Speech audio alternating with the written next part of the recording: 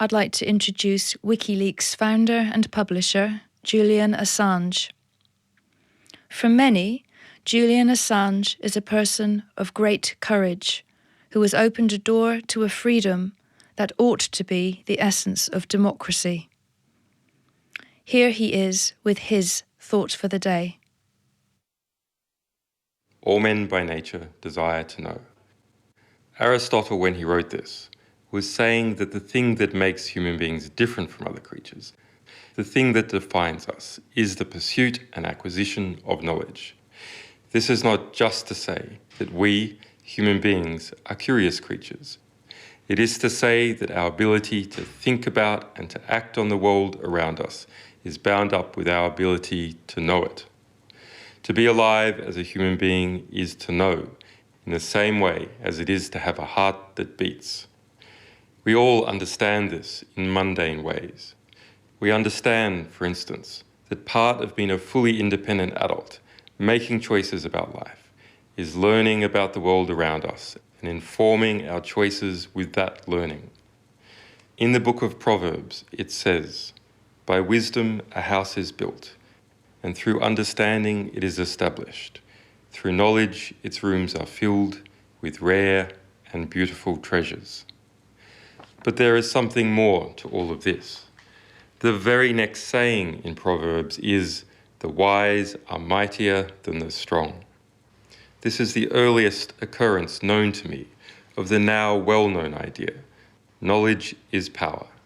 To keep a person ignorant is to place them in a cage.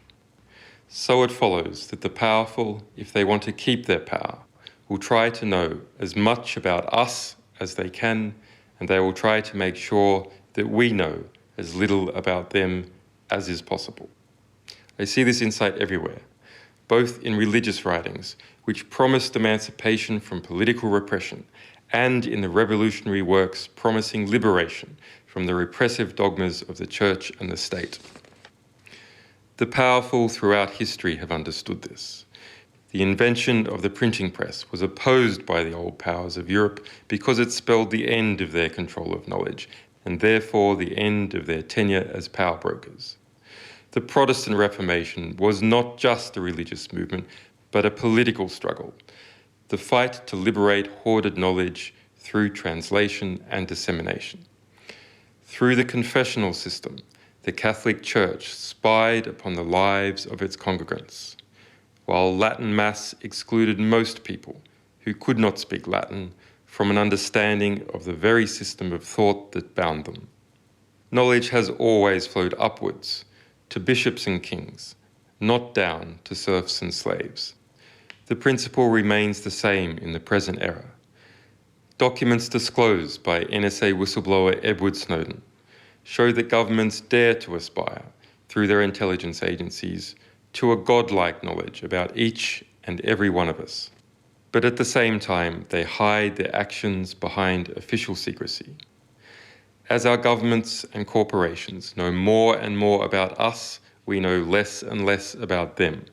The policy, as always, is to channel the decisive information upwards, never downwards. Today, remember that it is good to seek to empower the powerless through knowledge, and to drag the machinations of the powerful into the daylight. We must be unapologetic about that most basic of humanities, the desire to know. The powerful would do well to remember the words of one of history's great activists, as recorded in the book of Matthew.